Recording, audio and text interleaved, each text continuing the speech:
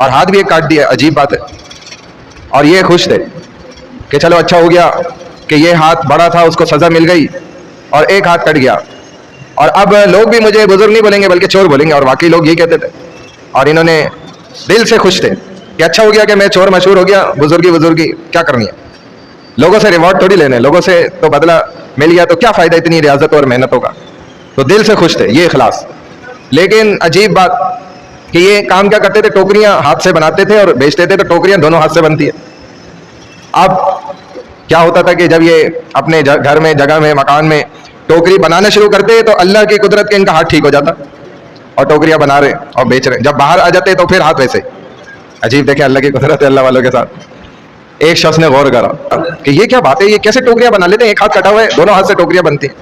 उसने छुप कर देखा घर में, तो बस लोगों को बता दिया भाई ये सब ड्रामा चल रहा है, ये वाकई